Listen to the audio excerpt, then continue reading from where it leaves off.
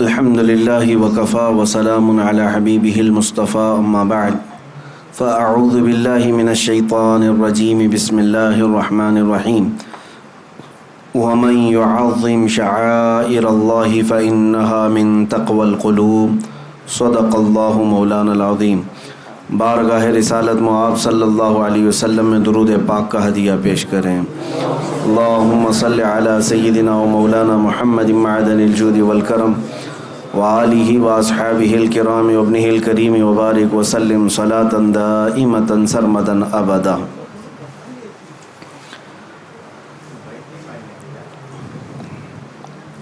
عزیزان گرامی وقار، اللہ عز و جل کا بے پایاں کرم و احسان عظیم ہے کہ اس نے اپنے دیار پاک میں ہم جیسے نکموں کو بلایا۔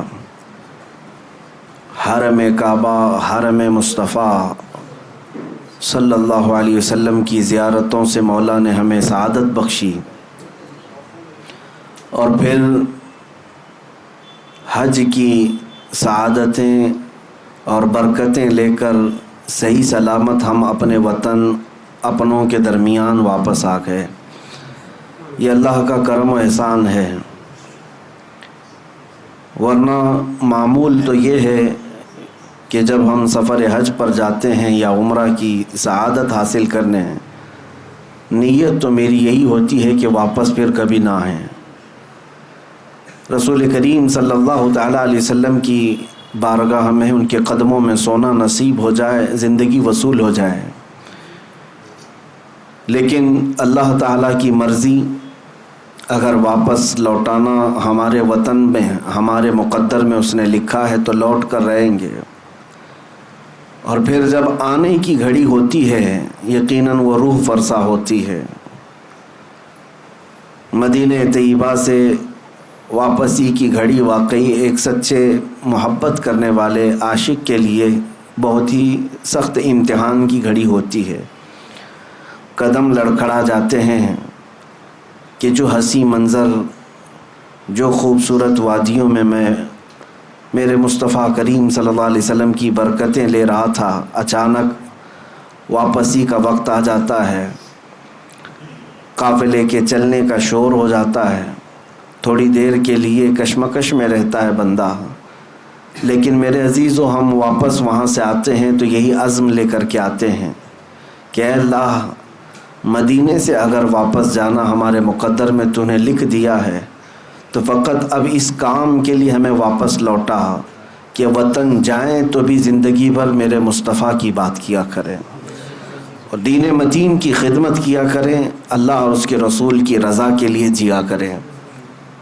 عزیزان گرامی، میں نے قرآن عظیم کی ایک آیت آپ کے سامنے تلاوت کی۔ اللہ فرماتا ہے وَمَن يُعَظِّمْ شَعَائِرَ اللَّهِ فَإِنَّهَا مِن تَقْوَى الْقُلُوبِ، جو اللہ کی نشانیوں کی تعظیم کرتے ہیں، عزت کرتے ہیں، انہیں دل کا تقوی حاصل ہوتا ہے۔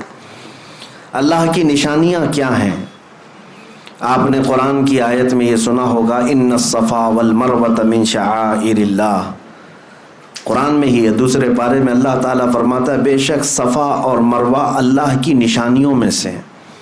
صفا مروہ کیا ہے؟ یہ دو پہاڑیاں ہیں، کعبے کے قریب دو پہاڑیاں ہیں، صفا اور مروہ۔ ان دو پہاڑیوں کو اللہ تعالیٰ فرماتا ہے کہ یہ اللہ کی نشانیوں میں سے ہیں۔ کس لیے نشانیاں ہیں؟ اور قرآن میں چوتھے پارے میں آپ پڑھیں گے، اللہ تعالیٰ فرماتا ہے ان اول بیت وضع للناس للذی ببکۃ مبارکا وہدی للعالمین فیہ آیات بینات مقام ابراہیم۔ اللہ فرماتا ہے سب سے پہلے اس روئے زمین پر جو گھر بنا ہے وہ خانہ کعبہ ہے، جو مکہ میں بنا ہے۔ کس لیے؟ کہ وہ پوری دنیا کے لیے ہدایت کا ذریعہ بنے اور برکت کا ذریعہ بنے، اور اللہ فرماتا ہے اس میں کھلی ہوئی نشانیاں ہیں۔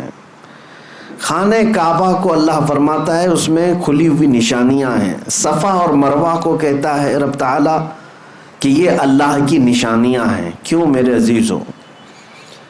یہاں پر کچھ باتیں مجھے عرض کرنی ہے سفر حج سے لوٹنے کے بعد۔ اگر کوئی حاجی یہ عقیدہ لے کر کے آتا ہے تو میں سمجھتا ہوں اس کا حج اللہ تعالیٰ قبول کر لے گا۔ کیا چیز؟ بہت سارے جاتے ہیں اور بھیڑ بھاڑ کو دیکھتے ہیں، لاکھوں لوگ اس طرف پڑھ رہے ہیں، لاکھوں لوگ یہ کر رہے ہیں، لاکھوں لوگ وہ کر رہے ہیں۔ ایک بات یاد رکھیں، اسلام بھیڑ سے نہیں چلتا، اسلام آتھینٹک چیزوں پر چلتا ہے، اس کی جڑیں مضبوط ہیں، یہ حقانیت کی بنیاد پر چلتا ہے۔ میں جو بات عرض کر رہا ہوں وہ یہ ہے کہ صفا اور مروہ دو چھوٹی پہاڑیاں ہیں، اب تو ان کی اونچائیاں سب ختم کر دی گئیں، تھوڑی تھوڑی سی نشانیاں باقی رکھا ہے ایک سعودی گورنمنٹ نے، باقی سب تو مٹا دیا۔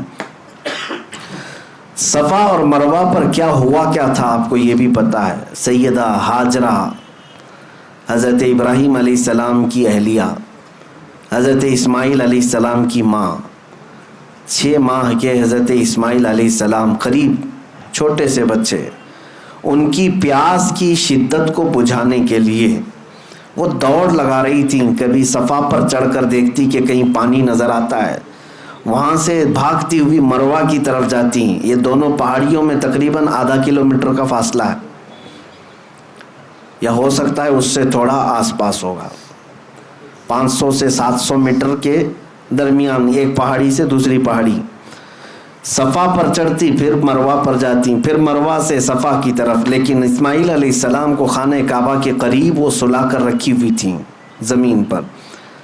روایات میں ہے کہ انہوں نے 7 چکر لگائے، پھر اللہ تعالیٰ نے اسماعیل علیہ السلام کی ایڑیوں کے نیچے سے زمزم کا پانی پیدا فرمایا، جس کو آج پوری دنیا پیتی ہے، سیراب ہوتی ہے، برکتیں بھی حاصل کرتی ہے۔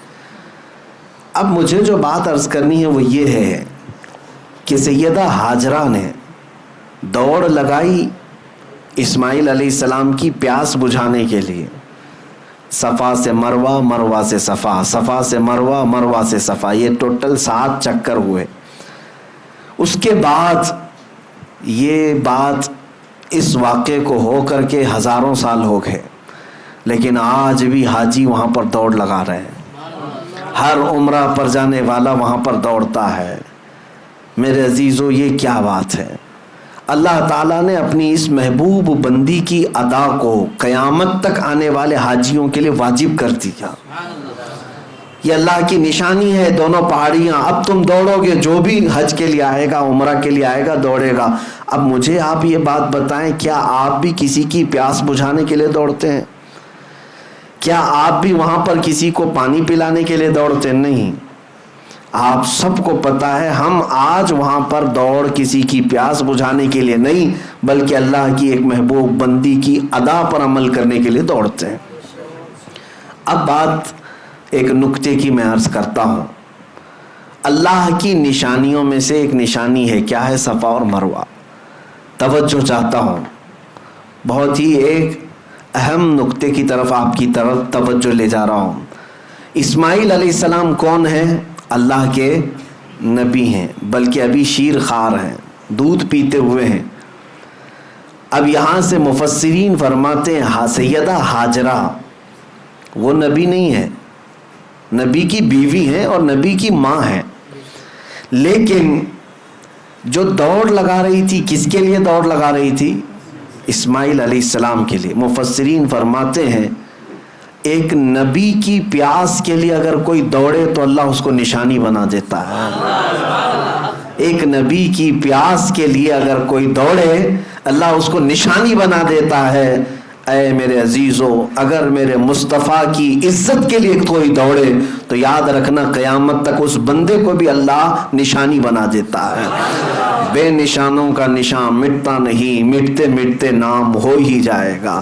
آج بر صغیر بلکہ عالم اسلام میں اگر ایک عبقری شخصیت امام اہل سنت فاضل بریلوی امام احمد رضا خان رحمت اللہ تعالیٰ علیہ کو پوری دنیا جانتی ہے اور پہچانتی ہے تو اسی بنیاد پر کہ ایک نبی کی عزت اور اس کے پہرے داری کے لیے زندگی وقف کر دیا تھا، اور اللہ نے ان کی زندگی کو آج سارے لوگوں کے لیے نشانی بنا دیا۔ میں اللہ کی نشانیوں میں سے جو نشانیاں ہیں اس کو یہ سمجھ کر کے آیا کہ اب ہمیں اللہ تعالیٰ کی نشانی اگر بننا ہے تو میرے عزیزو نبی کی عزت اور ان کی محبت کے لیے دوڑ لگانا ہوگا۔ وہاں پر بہت ساری چیزیں ہیں، لیکن ایک محب رسول جاتا ہے تو اپنے حبیب کی خوشبوئیں وہاں ڈھونڈتا ہے۔ بعض بدبخت جاتے ہیں، وہ کہتے ہیں کہ یہاں پر اب مصطفیٰ کریم صلی اللہ تعالیٰ علیہ وسلم کا نام لینے کی بھی ضرورت نہیں، نعوذ باللہ من ذالک۔ کئی ایسوں سے میری ملاقات بھی ہوئی، وہ کہتے ہیں کہ وہ آئے تھے اور اپنا پیغام دی اور چلے گئے، وہ اتنے امپورٹنٹ نہیں ہے، قرآن امپورٹنٹ ہے، کعبہ امپورٹنٹ ہے۔ آپ آئے ہیں یہاں پر تو کعبے کا طواف کیجئے، قرآن کی تلاوت کیجئے۔ نبی نبی کیا کہتے ہیں، یہ ان کی مت ماری گئی ہے۔ میں نے ان سے کہا کہ نبی اہم نہیں ہے، ایک وہیں کے مقامی رہنے والا برسوں سے رہتا ہے، وہ کہہ رہا تھا کہ نہیں وہ اہم نہیں ہے، قرآن اہم ہے، کعبہ اہم ہے۔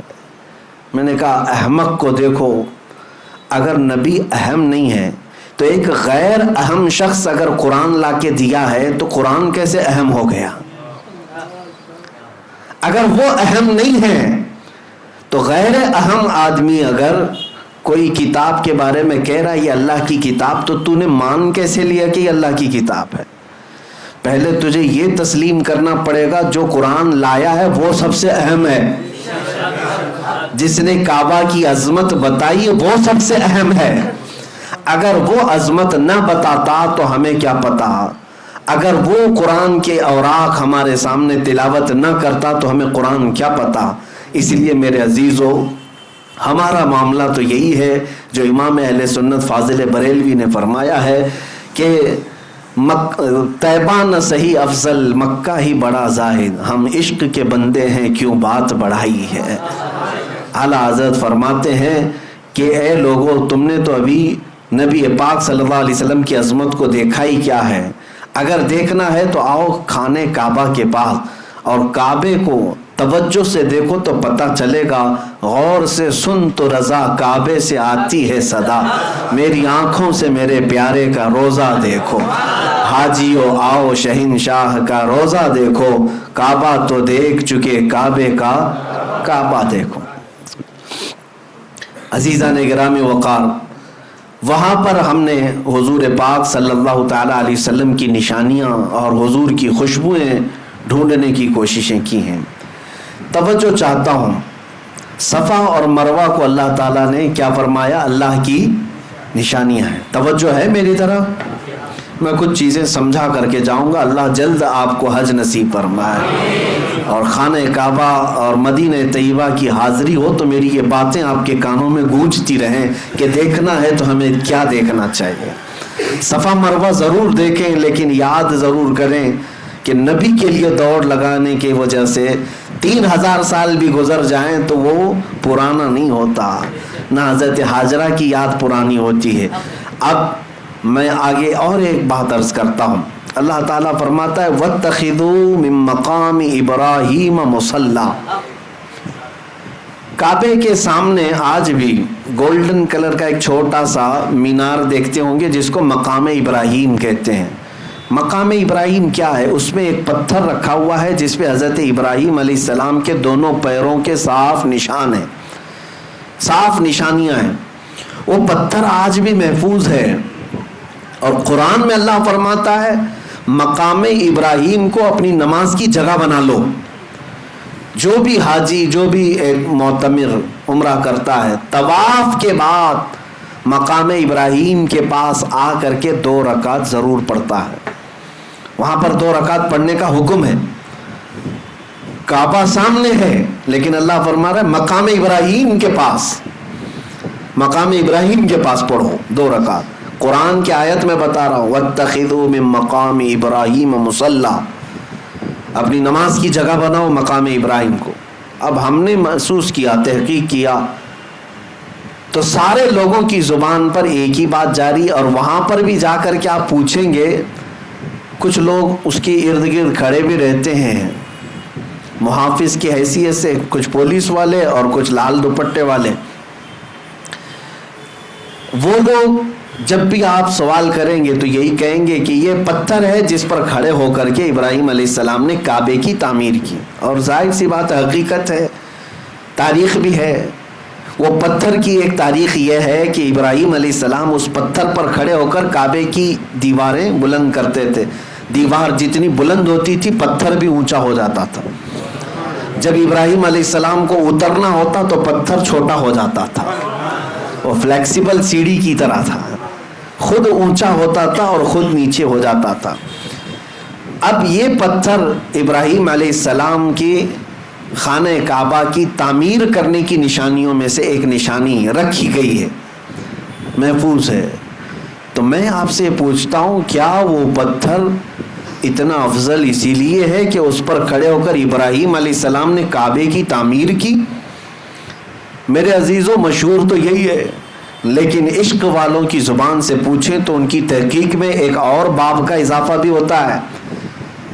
فرماتے ہیں مفسرین کہ اس پتھر کی ایک یادگار اور بھی ہے. صرف کعبے کی تعمیر نہیں ہوئی اس پتھر پر کھڑے ہو کر, بلکہ جب خانہ کعبہ کی تعمیر مکمل ہوئی تو اس پتھر پر کھڑے ہو کر ابراہیم علیہ السلام نے ایک دعا کی تھی, ربنا وبعث فیہم رسولا من انفسہم یتلو علیہم آیاتہ ویزکیہم ویعلمہم الکتاب والحکمہ انک انت العزیز ویعلمہم الکتاب والحکمۃ ویزکیہم انک انت العزیز الحکیم. ابراہیم علیہ السلام نے اس پتھر پر کھڑے ہو کر یہ دعا کی تھی, اے ہمارے رب, یہاں پر بسنے والوں میں سے ایک رسول پیدا فرما, ایک رسول پیدا فرما جو لوگوں کے دلوں کو صاف کرتا ہو اور کتاب و حکمت کی انہیں تعلیم دیتا ہو. مولا بے شک تو حکمت والا اور غالب حکمت والا ہے. ابراہیم علیہ السلام نے اس پتھر پر کھڑے ہو کر کے دعا کیا کی تھی, اے اللہ ایک رسول پیدا فرما. اب میں آپ کو بتاتا ہوں, پوری تاریخ میں ابراہیم علیہ السلام سے لے کر آج تک تقریباً 4000 سال کے عرصے میں مکہ میں سوائے میرے مصطفیٰ کے کوئی اور رسول نہیں پیدا ہوا, کوئی اور رسول نہیں آئے. ابراہیم علیہ السلام نے دعا کی تھی, ابراہیم علیہ السلام اس پتھر پر کھڑے ہو کر دعا کیے تھے. آپ کی دعا کے نتیجے میں تقریباً 2000 سال کے بعد یا 1500 سال کے بعد اگر اس مکے میں کوئی جلوہ فگن ہوا تو وہ آمنہ کا لال پیدا ہوا, تاجدار کونین رحمت عالم مصطفیٰ کریم صلی اللہ علیہ وسلم اس مکہ میں تشریف لائے. اور اتنا ہی نہیں کہ میں یہ صرف اور صرف قیاس آرائیاں کر رہا ہوں, بلکہ خود میرے آقا نے فرمایا, اے لوگوں تم جانتے ہو میں کون ہوں, تم جانتے ہو میں کون ہوں. اور لوگوں سے کہا, سنو, عیسیٰ علیہ السلام جس کی بشارت دیتے تھے اور ابراہیم علیہ السلام جس کے لیے دعا کرتے تھے, میں وہی رسول ہوں. تو اب میں آپ کے ذہن کو قریب کرتا ہوں, اس پتھر کی عظمت کا معاملہ اب اور بدل گیا. کہا گیا, مفسرین فرماتے یہ پتھر اس لیے بھی افضل ہو گیا کہ اس پتھر پر کھڑے ہو کر ابراہیم علیہ السلام نے ہمارے رسول کو مانگا تھا, ہمارے رسول کے پیدا ہونے کی دعا کی تھی, اور اللہ تعالیٰ نے ابراہیم علیہ السلام کی دعا قبول بھی کی, اور اللہ کریم نے ابراہیم علیہ السلام کی اولاد میں ہی میرے نبی کو پیدا فرمایا. میرے عزیزو, مکہ مکرمہ میں جائیں تو جگہ جگہ عبادات ہیں, ریاضات ہیں, جگہیں تو سب عبادت کی ہیں, لیکن اگر سچا عاشق ہو تو وہ اپنے نبی کی خوشبوئیں وہاں ڈھونڈتا رہتا ہے. خانہ کعبہ صرف 4 کونے والی ایک عمارت کا نام نہیں ہے, اس کی عظمت بتاتی ہے کہ اس کو آلائشوں سے پاک کرنے والا میرا مصطفیٰ ہے, نبی کریم صلی اللہ تعالیٰ علیہ وسلم کی ذات کریمہ ہے. آپ کو یہ بھی میں بتاؤں, خانہ کعبہ کے پاس طواف کرنے کے بھی جو انداز ہیں وہ بھی آج ایک الگ انداز رکھتے ہیں. آپ تو دور بیٹھے ہوئے گھومتے ہوئے لوگوں کو دیکھتے ہوں گے, نہیں, اس کے مکمل آداب ہیں, اس کے طریقے ہیں. خانہ کعبہ کے 7 چکر طواف کرنے ہوتے ہیں. حجر اسود جہاں لگا ہوا ہے وہاں سے طواف شروع ہوتا ہے اور پھر گھومتے ہوئے واپس وہیں آتے ہیں. اب انداز کیا ہونا چاہیے, طواف کا انداز کیا ہے؟ میرے عزیزو, ہے تو اللہ کی عبادت, لیکن وہاں طریقے میرے مصطفیٰ کے نظر آتے ہیں. فرمایا گیا حاجی کو احرام پہن دیں. احرام پہننے کے بعد جب طواف شروع کرے گا 7 چکر میں سے پہلے 3 چکر وہ رمل کرے گا. رمل کا مطلب کیا ہے؟ سینہ تان کر اکڑ کر چلے گا. پوری زندگی بھر اکڑ کر کے چلنا حرام ہے. قرآن پاک میں اللہ نے فرمایا وَلَا تَمْشِ فِي الْأَرْضِ مَرْحًا، زمین پر اکڑ کر مت چلو، اس لیے کہ نہ تم زمین کو پھاڑ سکتے ہو نہ پہاڑوں تک پہنچ سکتے ہو. اور جو اکڑ کر کے چلتا ہے، غرور اور گھمنڈ اور تکبر کرتا ہے، اس کے لیے اذیت ناک سزائیں. قیامت کے دن ان کی حیثیت چونٹیوں کی طرح بنائی جائے گی جو اکڑتے تھے زمین پر، اور انہیں لوگوں کے پیروں سے روندایا جائے گا.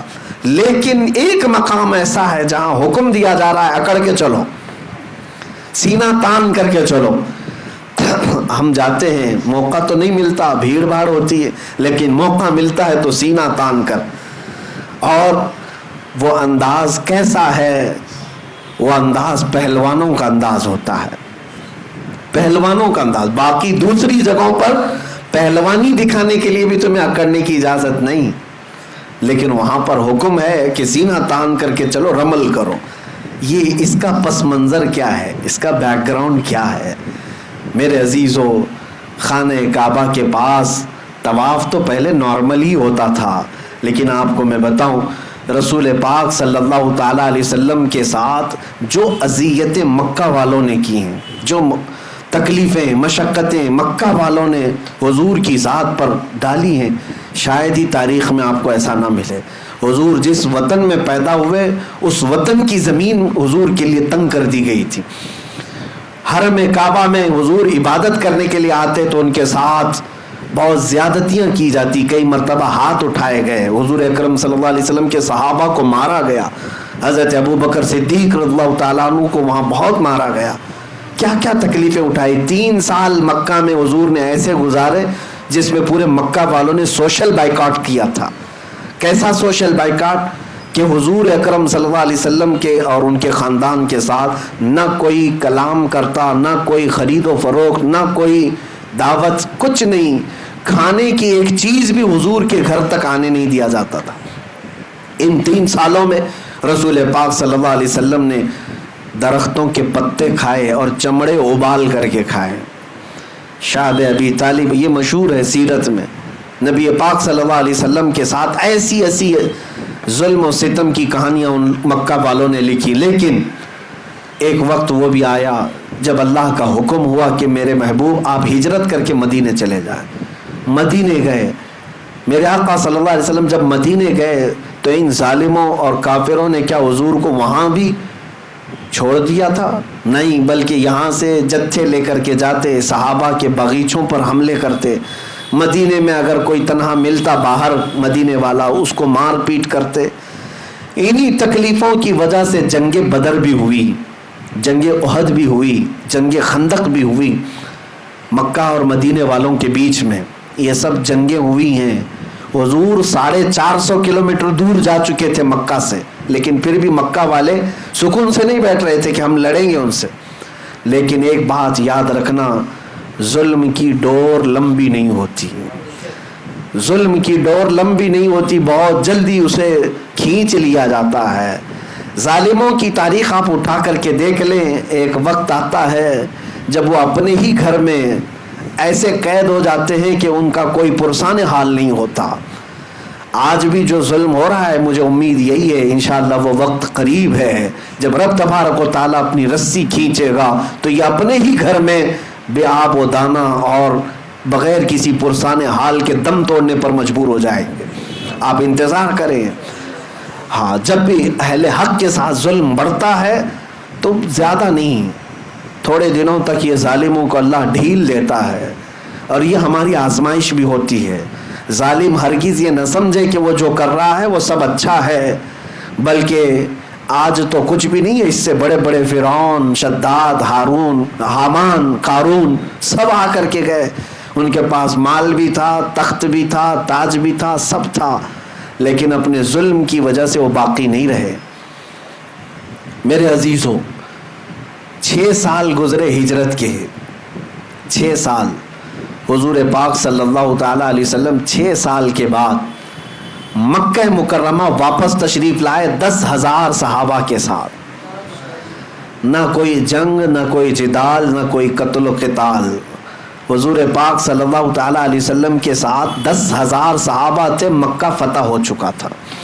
وہ مکہ والے جو ہمیشہ لڑ رہے تھے جماعت جماعت بنا کر کے، وہ بیچارے ٹکڑوں میں بدل گئے. سب میں آپس میں نفرت پیدا ہو گئی، خاندانوں میں دراڑ، اور حضور پاک صلی اللہ علیہ وسلم کی اس جماعت کا مقابلہ کرنے کی سکت بھی نہیں رکھتے تھے. مکہ فتح ہوا.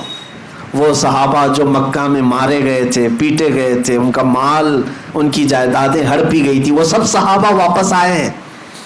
سوچیں آپ، تصور میں جائیں، جن صحابہ کو گھر بار سب چھوڑ کر کے مدینے جانا پڑا تھا، آج 6 سال کے بعد جب وہ واپس آئے، ان کے ساتھ کتنی خوشیاں تھی جانتے؟ ایک تو اپنا وطن، ایک تو اپنا آبائی گھر مل رہا ہے، اپنی وہی پہچانی ہوئی زمین، اس پر پلس یہ ہے کہ خانہ کعبہ آج کھلا ہوا مل رہا ہے. جہاں پر آنے پہ ان پر پابندی تھی، آج ان کے ہاتھوں میں ہے. اذان یہ دے سکتے ہیں، نماز یہ پڑھ سکتے ہیں. کتنی خوشیوں کا وقت ہوگا. یہ وہ وقت تھا فتح مکہ کا، جب رسول کریم صلی اللہ علیہ وسلم کے یہ صحابہ 10,000 کی تعداد میں تھے، خانہ کعبہ کے اندر داخل ہوئے. صحابہ کی کیفیت ہی الگ تھی. وہ وجد میں تھے، کوئی دیواریں چومتا، کوئی مٹی اٹھا کر چومتا تھا کہ مجھے اللہ تعالیٰ نے میری نعمت واپس عطا کی. انہی میں سے کچھ صحابہ ایسے تھے جب ان کافروں اور مشرکوں کو دیکھ رہے تھے جو ہتھکڑیوں میں تھے، آج مجبور تھے، تو ان کے سامنے سینہ تان کر کے طواف کرنے لگ گئے، اکڑ کر کے طواف کرنے لگے. طواف تو ہو ہی رہا تھا، حضرت عمر فاروق رضی اللہ تعالیٰ عنہ بیچ میں آ گئے. اس صحابی کے، حضرت سعد اور ایک صحابی تھے، کہا کہ یہ کس انداز سے چل رہے ہو تم؟ حضرت عمر آ کر روکنے لگے، یہ کس انداز سے آج تم چل رہے ہو؟ یہ طواف کا طریقہ ہے. تو حضرت عمر جب روکنے لگے، میرے مصطفیٰ کریم صلی اللہ علیہ وسلم نے پیچھے سے پکارا اور کہا، عمر چھوڑ دو، اس کی ادا کو اللہ بھی پسند کر رہا ہے. اللہ کو یہ پسند ہے کہ اس کے دشمنوں کے سامنے سینہ تان کر کھڑے رہیں. اللہ کو یہ پسند ہے. اللہ تعالی ہمیں ہمیشہ دشمنوں کے سامنے اسی طرح سے زندہ رکھے. میرے عزیزو، اپنوں کے لیے ہم سینہ تان کر نہیں کھڑے ہوں گے، اپنوں کے لیے کبھی اکڑ و غرور نہ ہو، لیکن اللہ سے دعا یہی کریں کہ اس کے دشمنوں اور اس کے حبیب کے دشمنوں کے سامنے ہمیشہ ہمارا سینہ چوڑا رہے، ہمیشہ ہم سینہ تان کر کے کھڑے رہیں. میرے عزیزو، طواف میں جب رمل کرتے ہیں 3 چکر، تب ہمیں یہ بات یاد آتی ہے کہ سب کچھ ختم نہیں ہوا. طواف کرنے والے حاجی کو بھی ہر بار طواف کرنے کے بعد اللہ تعالیٰ یہ درس دینا چاہتا ہے، یا اللہ تعالیٰ یہ درس دے رہا ہے کہ اے حاجی دیکھ، آج یہاں تیرے کوئی دشمن نہیں ہے جو تو سینہ تان کر چل رہا ہے. مکہ میں کون دشمن ہے تمہارے؟ وہاں پر طواف کے دوران کون دشمن تمہیں دیکھ رہا ہے؟ کوئی نہیں ہے. لیکن تجھے یہ درس دیا جا رہا ہے، بننا ہے اس طرح چل کر کے تو غلام مصطفیٰ بن جیسے صحابہ تھے. ان کی ادائیں تو دیکھ کہ میرے حبیب کے جو غلام چلتے تھے تو وہ کس کے لیے سینہ تانتے تھے؟ وہ رسول اللہ کے دشمنوں کے لیے اور اللہ کے دشمنوں کے لیے. میرے عزیزوں، میں نے سفر میں اس بات کی پوری کوشش کی ہے کہ جو بھی عبادت ہو وہاں میرے مصطفیٰ کی خوشبو تلاش کرو. نیت یہی تھی کہ جاؤں حج پر تو اللہ تبارک و تعالی ہر جگہ میرے مصطفیٰ کی یاد ہمارے سینے میں ہمیشہ رکھے. اور اللہ کا فضل اور کرم ایسا ہوا میں جتنا بھی شکر کروں کم ہے. میں آپ کو بتاؤں ہم جو حج کے لیے اس سال گئے تھے، اس سال کی بات کر رہا ہوں، بدھ کے دن مینا جانا ہوتا ہے. اس سال ہم جو گئے بدھ کے دن مینا گئے. جمعرات کے دن، بدھ کی رات ختم ہو گئی تھی، جمعرات کو ہم مینا میں قیام کیے. 5 وقت کی نمازیں جمعرات کے دن مینا میں نماز پڑھنی تھی. توجہ چاہ رہا ہوں، جمعرات کو ہم کہاں گئے؟ مینا میں 5 وقت کی نمازیں پڑھے. اور جمعہ کو ہم عرفات کے میدان میں تھے. عرفات کے میدان میں جمعہ کے دن ظہر اور عصر ملا کر کے پڑھی جاتی ہے، اور پھر سورج غروب ہونے کے بعد جمعہ کی جو رات آتی ہے یعنی سنیچر کی رات، وہ مزدلفہ میں قیام کیے، اور اس کے بعد سنیچر کی جو صبح تھی اس دن کنکریاں مارنے ہوتا ہے بڑے شیطان کو، ایک ہی شیطان کو 7 کنکریاں سنیچر کے دن مارے، اور اس کے بعد سنیچر کے دن ہی قربانی کیا، سنیچر کے دن ہی ہم نے اپنے بال منڈائے، اور سنیچر کے دن ہی خانہ کعبہ کا طواف کیا۔ آپ کو میں بتاؤں، جمعرات کے دن مینا میں، جمعہ کے دن عرفات میں، اور سنیچر کے دن یہ سارے ارکان ہوئے۔ حدیثیں اٹھا کر کے میں پڑھ رہا تھا حضور پاک صلی اللہ علیہ وسلم کا حج کیسا تھا۔ میرے آقا صلی اللہ تعالیٰ علیہ وسلم نے اپنا جو آخری حج فرمایا، صحابہ روایت کرتے ہیں کہ اللہ کے نبی کا جو آخری حج تھا حضور پاک جمعرات کے دن مینا میں موجود تھے، اور جمعہ کے دن میرے آقا عرفات کے میدان میں تھے، اور وہ آخری خطبہ جو حضور نے عطا فرمایا پوری امت کے لیے وہ عرفات کے میدان میں جمعہ کے دن تھا۔ اور جمعہ کے دن سورج غروب ہوتے ہی جو سنیچر کی رات آتی ہے، میرے آقا نے مزدلفہ کی طرف کوچ فرمایا، مزدلفہ میں رات گزاری، اور جب سنیچر کی صبح ہوئی حضور پاک نے کنکریاں ماری اس شیطان کو، رجیم کو، اور سنیچر کے دن ہی میرے آقا نے قربانی بھی فرمایا، بال بھی حلق فرمائے، اور سنیچر کے دن ہی خانہ کعبہ کا طواف بھی فرمایا۔ میرے عزیزو، اس حج کو حج اکبر ہی کہتے ہیں، عام زبان میں حج اکبر ہی کہتے ہیں۔ میں اس بات پر رشک کرتا ہوں کہ مولا کریم ہمیں اس سال تو نے جو حج ادا کیا وہ میرے مصطفیٰ کی سنت پہ عمل کا بھی موقع عطا فرما۔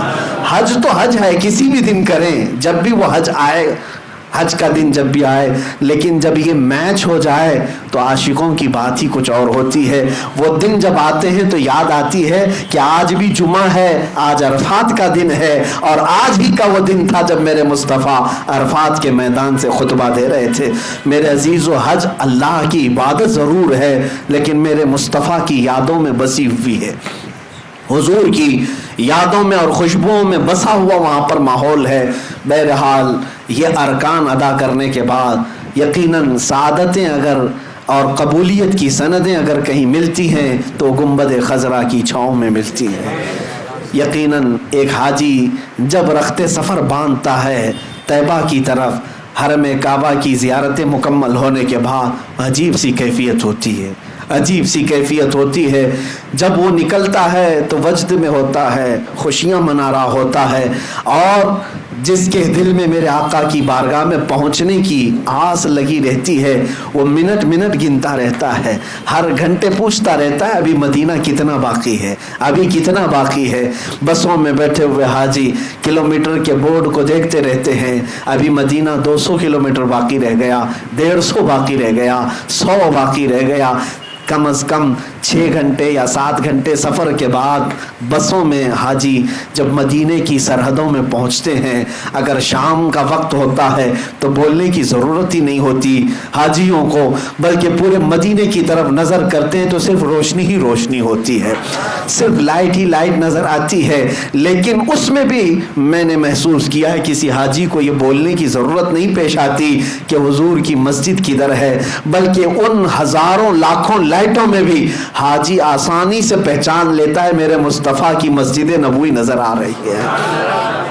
تقریباً وہ ابھی 10-12 کلومیٹر دور ہی ہوتا ہے، لیکن اسے مینار نظر آتے ہیں اور وہ پہچان لیتا ہے۔ میں نے کئی حاجیوں کو محسوس کیا ہے جو زندگی میں پہلی مرتبہ جا رہے ہیں، پہلی مرتبہ جا رہے ہیں، جنہوں نے کبھی مدینے کی وادیوں کو دیکھا نہیں، ان کو بھی آپ کچھ نہ بولیں، بس میں بیٹھے رہیں، تھوڑی ہی دیر کے بعد وہ وجد میں اچھلتا ہوا کہے گا مولانا وہ جو روشنی نظر آ رہی ہے کیا یہی مسجد نبوی نہیں ہے؟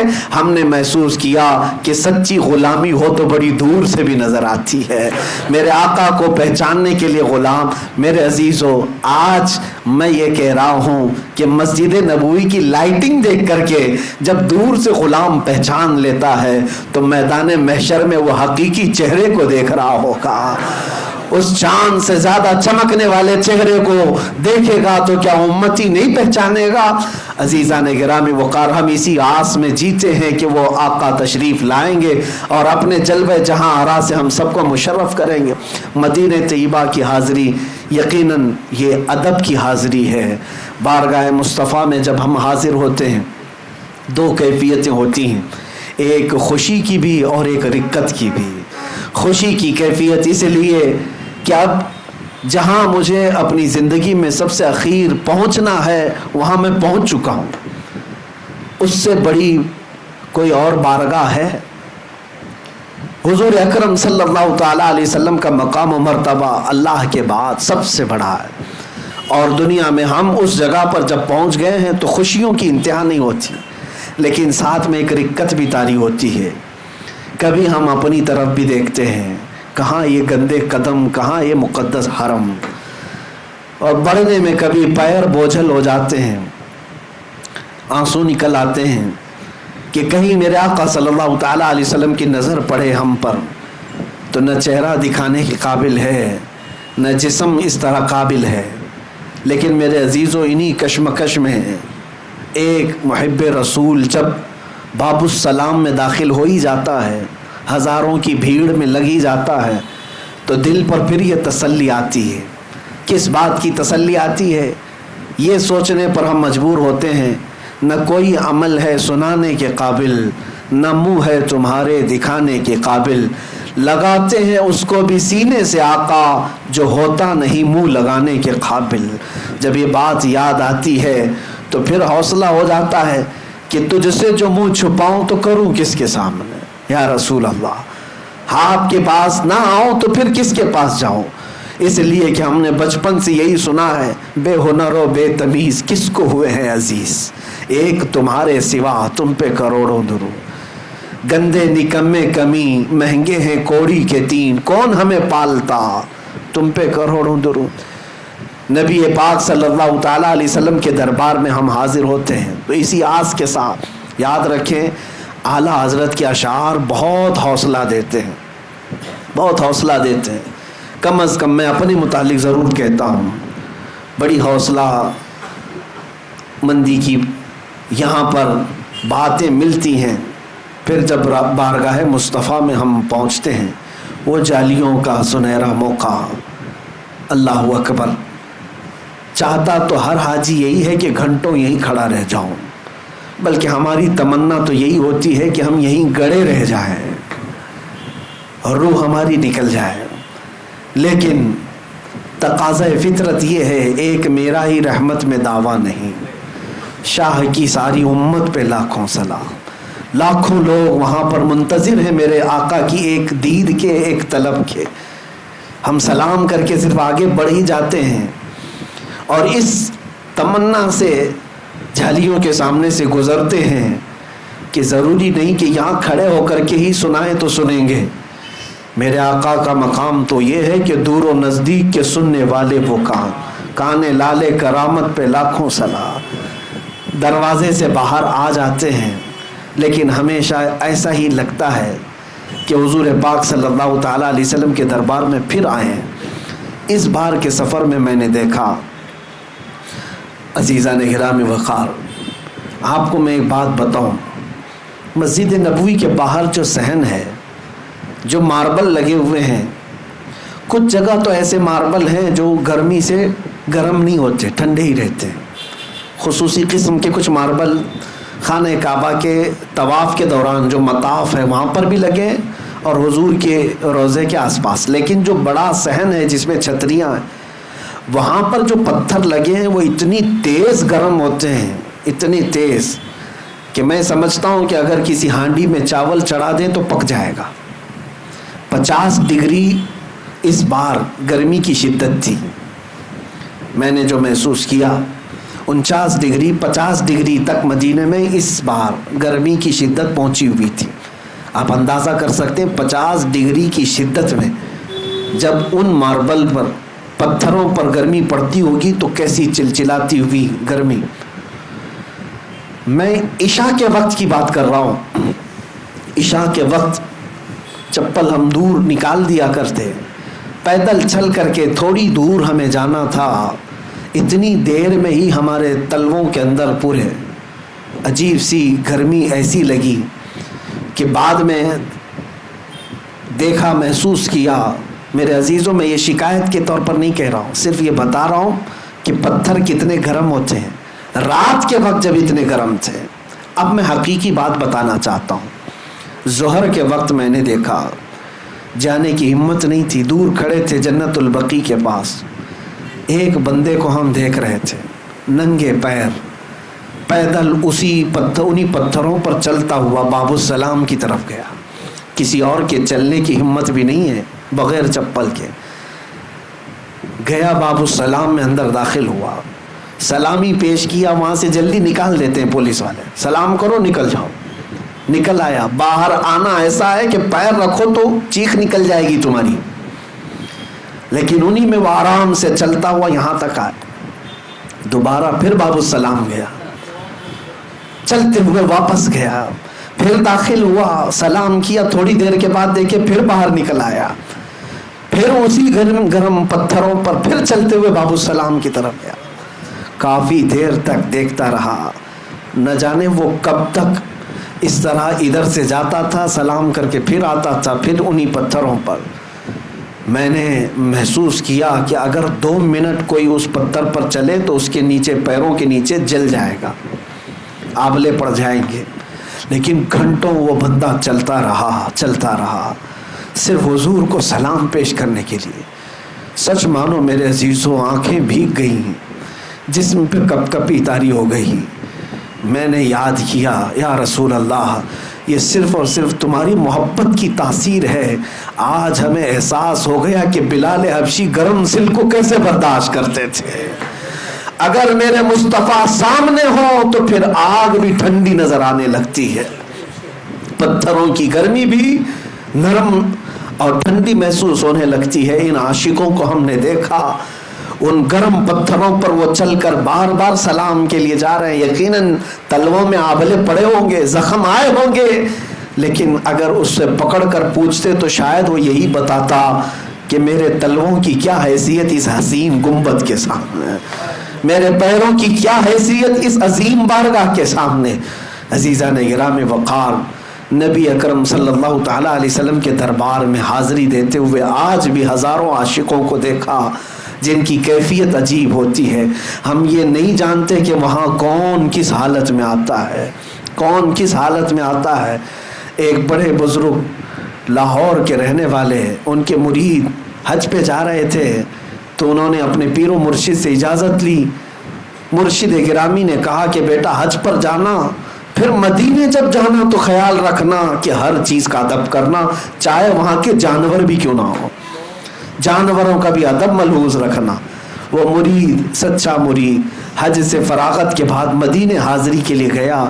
مدینہ طیبہ، یہ اس زمانے کی بات، آج سے 700-800 سال پہلے، مدینہ طیبہ کی حاضری کے بعد چھوٹی چھوٹی گلیاں تھی، رات کا وقت تھا، نکل رہا تھا، ایک کتا سویا ہوا تھا، اس کتے پر پیر پڑ گیا اس مرید کا، اچانک پیر پڑا، جان بوجھ کر کے نہیں، کتا چیختا چلاتا ہوا، اپنا بچاتا ہوا نکل گیا، لیکن اس مرید کو اندازہ ہوا کہ کتا زخمی ہوا، مجھ سے غلطی ہو گئی، میرے مرشد نے کہا تھا لیکن انجانے میں ہوا۔ خیر، حج سے فراغت کے بعد، بارگاہ مصطفیٰ کی حاضری کے بعد جب وطن لوٹا، کئی تحفے تحائف لے کر اپنے مرشد کی بارگاہ میں جب آیا تو لوگوں نے کہا کہ حضرت ملنا نہیں چاہتے، تو اس نے اصرار کیا کہ حضرت سے مجھے ملنا ہی ہے۔ لوگوں نے کہا بیمار ہیں، پھر اس نے اصرار کیا کہو حضرت سے کہ مدینے سے آ رہا ہوں۔ لوگوں نے جب اطلاع دی تو مرشد گرامی نے اجازت دی۔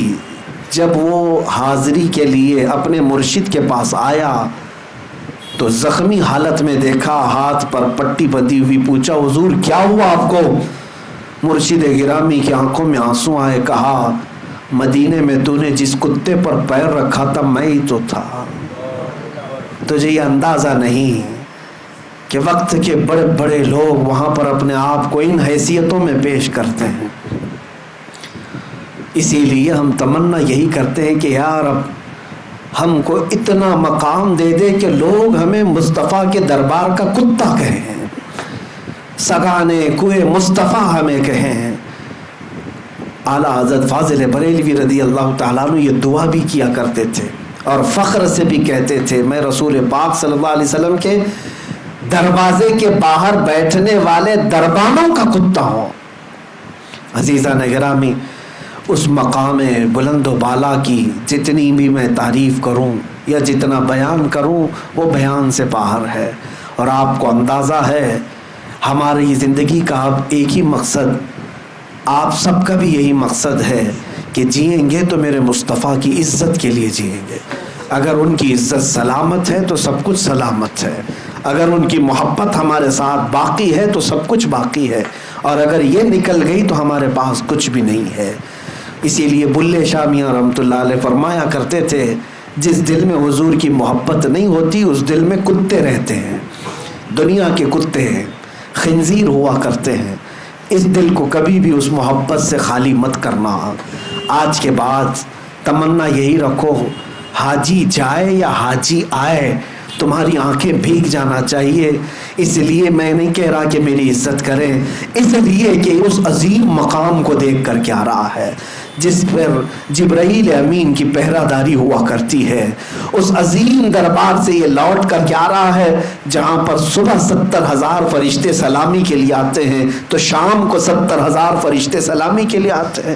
وہ مقام جس کے متعلق فرمایا گیا ہے کہ وہ لحد جو مصطفیٰ کریم کے جسم سے لگی ہوئی مٹی ہے وہ عرش اعظم سے بھی افضل ہے، عرش اعظم سے بھی افضل ہے۔ نبی پاک صلی اللہ تعالیٰ علیہ وسلم کے دربار میں جینا میرے عزیزو یہ حقیقت میں جینا ہے۔ میں نے مرشد گرامی حضور تاج الشریعہ رحمۃ اللہ تعالیٰ علیہ کو یہ کہتے ہوئے بھی سنا ہے کہ وہ اپنے اشعار میں بھی یہ کہتے تھے، داغ فرقت طیبہ قلب مزمحل جاتا، کاش گنبد خضرا دیکھنے کو مل جاتا۔ انہی میں انہوں نے تمنا یہ کی ہے کہ اگر حضور کے دربار میں موت آ جائے تو اے لوگوں سمجھ لو حقیقت میں وہ زندگی مل گئی، زندگی مل گئی۔ یہاں کا جینا تو ہم دیکھ رہے ہیں، یہاں جی کر کے بھی موت کی طرح ہے، مردار کی طرح لوگ جیتے ہیں، لیکن جنت البقیع کو کئی مرتبہ دیکھو تمہاری پیاس نہیں بجھتی، وہ قبرستان ہے اور اس قبرستان کو کچھ بھی سجایا نہیں گیا، صرف اور صرف ریتیلی مٹی کا قبرستان ہے، قبروں کے صحیح نشان بھی نہیں ہے، لیکن میں گھنٹوں کھڑا رہا ہوں قبرستان میں۔ جنت البقیع سچ کہوں اللہ کی قسم میں کہتا ہوں بڑے بڑے محلات سے زیادہ مجھے وہ خوبصورت نظر آتا ہے۔ کیوں؟ اس لیے کہ وہاں لیٹا ہوا ہر کوئی قبر میں اگر کچھ دیکھ رہا ہوگا تو اس ہرے گنبد کو دیکھ رہا ہوگا، سامنے ہی گنبد خضرا ہے۔ جتنوں کو بھی وہاں لٹایا جاتا ہے میرے مصطفیٰ کے پڑوس میں لٹایا جاتا ہے۔ میرے عزیزوں بزرگوں نے فرمایا، ایک بندے نے سوال کیا تھا اپنے پیر و مرشد سے، حضور یہ تمنا کیوں کرتے ہیں کہ بزرگوں کے دیار میں ہمیں موت آ جائے، وہاں پر ہمارا دفن ہو جائے؟ ایسی محفل لگی ہوئی تھی، انہوں نے کہا بیٹھ جاؤ خاموش، میں بعد میں جواب دیتا ہوں۔ گرمی بہت تھی، آپ نے پنکھا منگوایا، فین منگوایا، گرمی بہت زیادہ تھی، محفل میں بہت سارے لوگ تھے، پنکھا لایا گیا، پنکھا لگایا گیا، جب پنکھا چلایا گیا ہوا بہت تیز آئی، ظاہر سی بات ہے حضرت کے لیے لایا گیا تھا پنکھا، لیکن سامنے جتنے تھے ان کو بھی ہوا لگ رہی تھی۔ اس مرید سے حضرت نے کہا یہ پنکھا کس کے لیے ہے؟ کہا یہ آپ کے لیے۔ کہا ہوا تو تجھے بھی لگ رہی ہے۔ کہا اسی لیے ہم تمنا کرتے ہیں بزرگوں کے دربار میں دفن ہونے کی کہ رحمتیں ان پر برس رہی ہوتی ہیں، چھینٹے ہم پر بھی پڑ جائیں گے۔ اور جب دوسرے بزرگوں کی بات یہ ہے تو میرے مصطفیٰ کے دربار میں کتنی رحمتیں برس رہی ہوں گی، کتنی بارشیں ہو رہی ہوں گی۔ حضور کا دربار بھی ہے، صدیق اکبر بھی وہی ہیں، فاروق اعظم بھی وہی ہیں، عثمان غنی بھی اسی جنت البقیع میں ہیں، سیدہ کائنات فاطمہ الزہرا بھی اسی قبرستان میں ہیں، ماں عائشہ صدیقہ وہاں ہیں، حضور کی ساری ازواج مطہرات ہم سب کی مائیں وہاں پر ہیں، حضور کی پھوپھیاں وہاں پر ہیں، 10,000 کے قریب صحابہ وہاں وہاں پر موجود ہیں، 1,00,000 سے زیادہ تابعین اور اولیاء وہاں پر ہیں. اگر اس قبرستان میں کوئی دفن ہو گیا تو اس کے وارے نیارے ہیں. میرے عزیزوں کیا پوچھنا اس کے لیے، اس کے بارے نہیں آ رہے ہیں. اللہ کریم جب ہماری زندگی ختم ہونے کے قریب آئے تو ہم کو مدینے سے قریب کر دے، میرے مصطفیٰ کے دربار میں سلام پیش کرتے رہے، اور ادھر سے ملک الموت کی طرف سے روح قبض کرنے کا مولا حکم عطا فرمائے. دھوم سے مدینے میں جنازہ نکلے، میرے مصطفیٰ کے شہر کا کفن پہنے